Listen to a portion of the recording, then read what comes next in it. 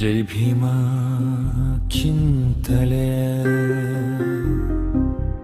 ಜೈಶ್ವರೇ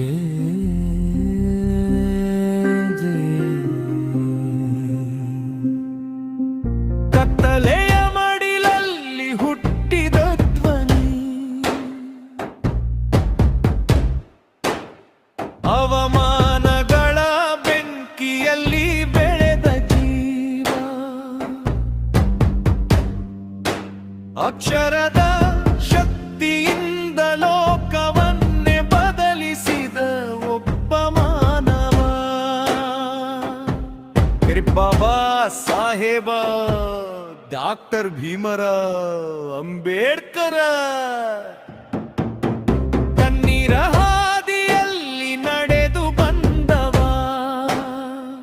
ಸಮಾನತೆಯ ಹೂವನ್ನು ಅರಳಿಸಿದವ, ಅವಮಾನಗಳ ಮಣ್ಣಿನಲ್ಲಿ ಬೀಜವಾಗಿ ಬಿದ್ದು ಜಗದ ಗಣದಲ್ಲಿ ವೃಕ್ಷವಾಗಿ ನಿಂತವ.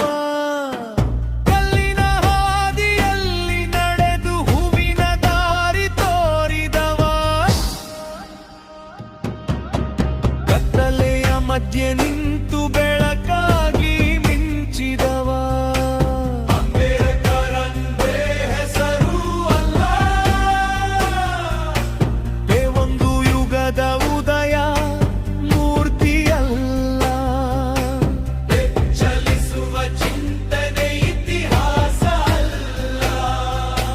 ಭವಿಷ್ಯದ ನಕ್ಷೆ ನೀ ಬರೆದ ಸಂವಿಧಾನ, ನಮ್ಮ ಬದುಕಿನ ಉಸಿರು ಅಕ್ಷರಗಳಲ್ಲದು,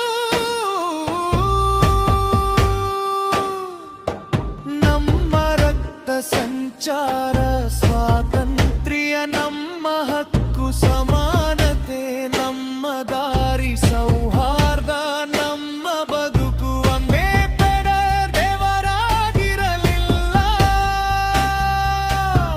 ಬೇರೆ ದೇವರ ಕೆಲಸ ಮಾಡಿದರು. ಅವರು ರಾಜನಾಗಿರಲಿಲ್ಲ, ಆದರೆ ಮಾನವತೆಯ ಸಿಂಹಾಸನ ಕಟ್ಟಿದರು. ಅವರ ಬದುಕು ಸುಖದ ಕಥೆಯಲ್ಲ,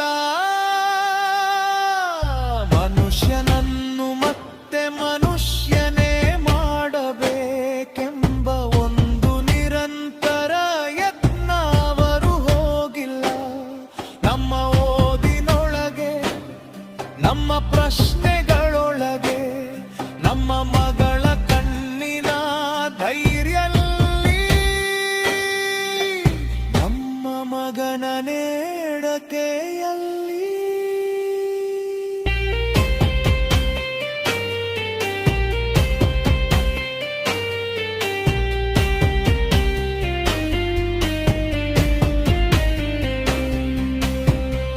ಇಲ್ಲ ನಿಂತಿದ್ದಾರೆ,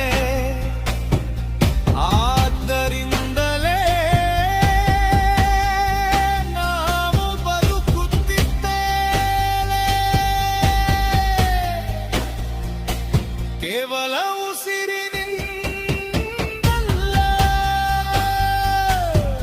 ಮಾನವತೆಯಿಂದ. ಅವರು ಇದ್ದದ್ದರಿಂದಲೇ ನಾವು ನಿಲ್ಲಬಲ್ಲೆವು, ಪ್ರಶ್ನಿಸಬಲ್ಲೆವು, ಹೋರಾಡಬಲ್ಲೆವು, ಬದುಕಬಲ್ಲೆವು. We are because he was. ಕತ್ತಬೈ